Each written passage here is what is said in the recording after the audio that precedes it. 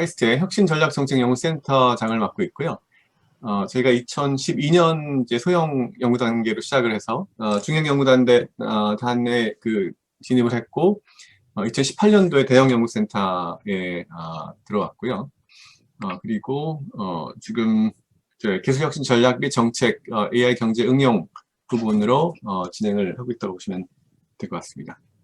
그리고 저희 연구센터는 기본적인 목표가 이제 한국형 혁신 생태의 구축을 통한 상생과 지속 가능한 한국 경제 발전에 기여하는 큰 아젠다를 중심으로 그 새로운 기술 혁신 패러다임 연구를 통한 미래 산업 사회 예측, 그다음에 상생과 지속 가능한 혁신 생태 모델 구축, 그다음에 경제 발전을 위한 산업 미래 전략 제시하는 거를 센터의 주요 활동 목표로 삼고 있습니다. 저희 리서치는 이제 경영 경제 정책을 기반으로 해서 이런 경제의 글로벌화가 기술 혁신에 다양한 패러다임에 어떻게 영향을 주고 이런 패러다임의 변화가 기업이라든지 또는 정부 이런 조직의 프로세스나 또는 산업구조, 노동시장, 사회제도에 어떤 영향을 미치는지, 그래서 예를 들어서 4차 산업혁명 대응 국가 연구개발 정책이라든지 기업 혁신 전략, 그 다음에 창업 생태계 육성, 그리고 산업 전략, 그 다음에 규제 제도 관련된 혁신 활성화 방안 이런 부분들을 보고 있다고 보시면 될 것 같습니다. 간단한 저희 연구 외에는 이제 그 뉴욕 타임즈의 어떤 20, 30년어치를 전체 빅데이터로 크롤링을 해서 데이터베이스를 분석을 해서 그 산업의 융합이 어떻게 전개되고 있는지 이런 연구를 분석한 것들이 있고요. 또 인공지능에 대한 연구를 통해서 다양한 인공지능을 기업들이 도입을 했을 때 이 기업의 성과들이 어떻게 변하고 있는지, 어떻게 그럼 인공지능을 활용을 해야 되는지 이런 연구들을 진행을 하고 있기도 하고요. 사이언스 오브 사이언스라고 해서 이제 그 과학기술 정책에 대한 정량 분석을 통해서 이제 과학기술 정책에 대한 연구들을 진행을 하고 있습니다.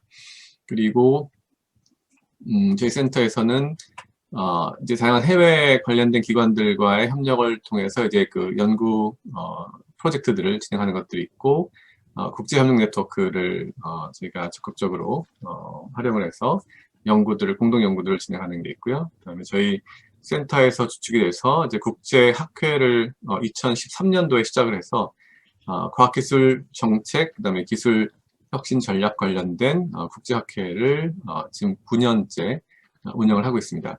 그리고 이제 정책개발 관련해서는 금융위원회, 과학기술 과기부, 산자부 이런 쪽하고 다양한 정책 협력을 활동을 하고 있고요.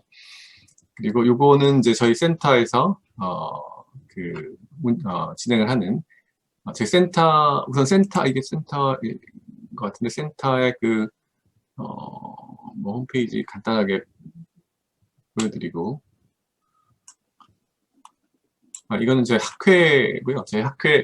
저희 센터에서 시작한 학회고, 저희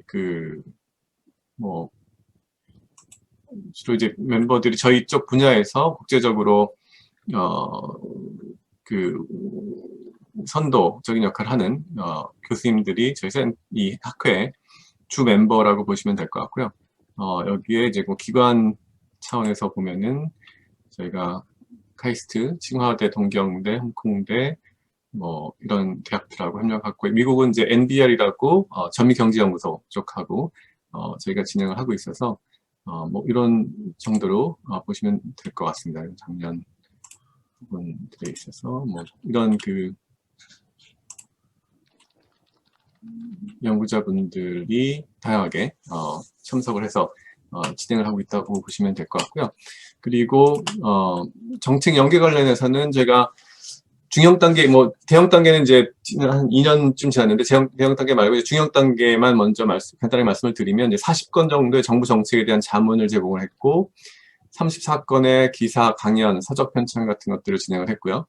그리고 과학기술 관련 헌법 개정 추진을 포함해서 2건의 입법화를 추진을 한 부분도 있었고, 21건의 정부 정책 및 연구개발 프로젝트를 중형 단계에서 진행을 했었습니다. 일례로 이제 금융위원회 산하의 신성장위원회 위원으로 활동을 하면서 신성장 산업에 대한 85조 규모의 정책금융에 대한 방향과 이런 부분들을 저희가 정책적으로 협력을 한 게 있고요. 그리고 뭐 금융 분야의 어떤 빅데이터 활용이라든지 신용정보법 개정, 그 다음에 테스트베드 도입, 그 다음에 특히 이제 그 금융 분야 4차 산업혁명 특별법 제정에 이제 저희가 좀 적극적으로 기여를 좀 했고요. 그 다음에 이제 과총에서 주도한 과학기술 헌법 개정에 저희가 뭐 이게 그 억셉트가 되진 않았지만 헌법 개정안을 저희가 제안한 부분들이 있었습니다.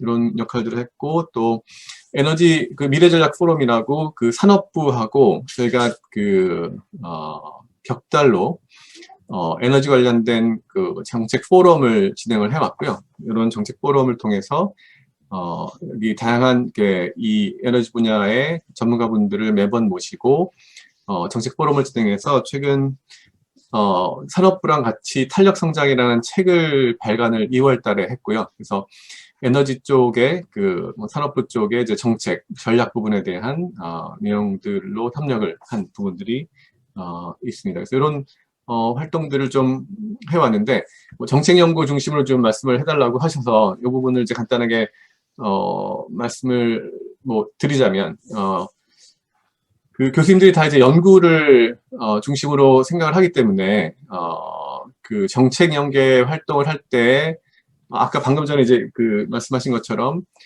사실은 어떻게 보면 굉장히 그 엑스트라 에포트가 필요한 부분이 있습니다. 그래서 그 엑스트라 에포트라는 부분에 인센티브 부분, 그래서 어떻게 교수님들이 더 적극적으로 정책 연계를 하게 할 것인가라는 부분들이 있는 반면에 사실은 정책 연계를 하면서 저희가 그 다양한 또 새로운 연구 아젠다를 발굴을 했었고 또 협력을 통해서 이제 정책 연계가 우리 센터에 또 그 새로운 부가가치를 창출하는 그런 역할들을 많이 했기 때문에 저희 정책 연계라는 게 사실은 생각보다 연구와 굉장히 긴밀한 관련이 있다라는 부분들을 조금 말씀을 드릴 수 있을 것 같고요.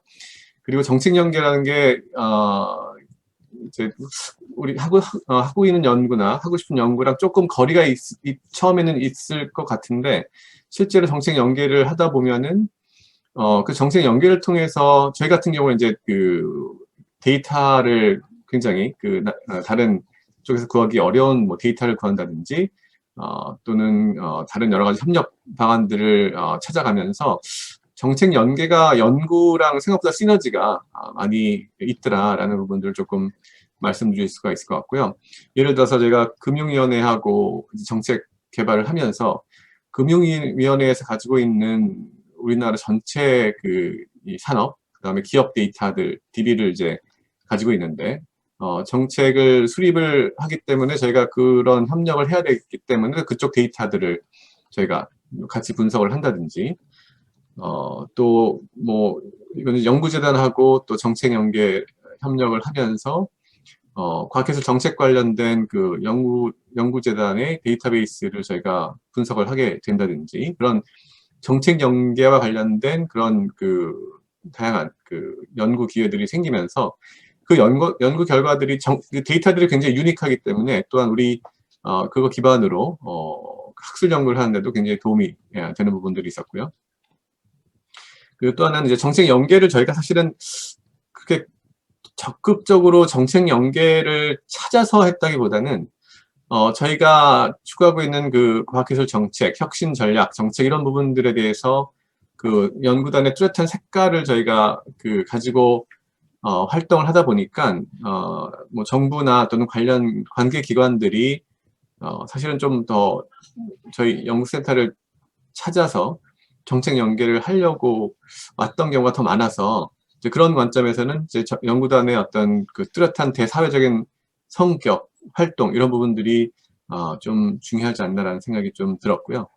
그리고 이제 정책 연계를 하면서 연구에서만 가져갈 수 없는 어떤 이 사회적인 기여라는 부분들, 그러니까 저희가 하는 그런 연구가 그냥 논문으로 마무리되는 게 아니라 이 연구를 기반으로 사회를 변화시킬 수 있는 정책을 수립할 수 있다라는 부분이 굉장히 연구자로서의 어떤 커다란 어떻게 보면은 뭐 리턴이라고 그럴까요? 그런 부분들이 많이 있다고 생각이 돼서 저희는 이제 연구가 하나의 엔진이라고 그러면 정책 연계는 자동차의 미션 같은 역할을 하는 게 아닌가. 그래서 그 엔진과 미션이 같이 맞물려 들어가야 자동차가 가듯이 우리 이 정책 연계라는 부분이 사실은 연구와 굉장히 중요한 시너지를 만들고 우리 사회 발전에 굉장히 중요한 역할을 한다라는 그런 부분들로 좀 말씀드릴 수 있을 것 같고요. 애로사항 관련해서는 뭐 가장 결국 이제 연구 시간을 할애해야 된다는 부분들. 그래서 처음에는 이 연구 시간을 할애해서 정책 연계를 하는 게 과연 내 연구 시간이나 연구 성과가 어떤 도움이 될까라는 그런 의구심이 있는 반면에 실제로 그 연계를 하다 보면 다양한 기회들이 펼쳐지고 그리고 다양한 또 연구에 도움이 되는 그런 것들이 이제 전개가 된다는 부분들을 좀 말씀드릴 수가 있을 것 같고요.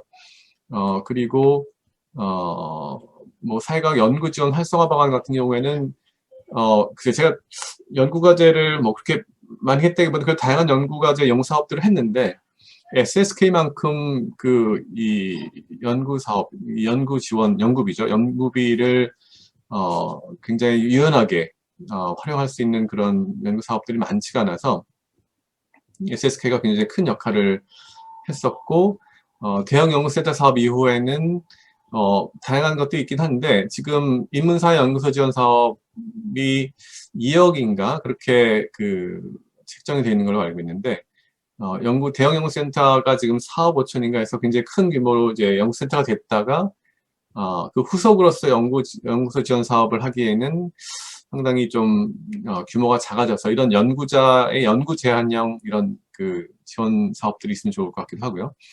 그다음에 연구비 2월 상환 뭐 높이고 이제 종료 후에 이런 부분들이 필요한 부분들은 아마 그 연구 제한 쪽에서 좀 고려하는 부분도 있는데 이거는 뭐 이런 부분에서 이건 좀 제가 넘어가도록 하겠습니다. 그래서 정책 연계 뭐 이런 관련해서는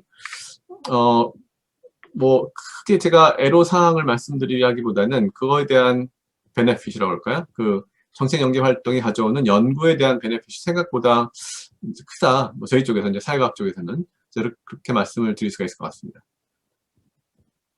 네, 여기까지 짧게 좀 저희 질문을 좀 받으면서 좀 필요하면은 답변을 드리겠습니다.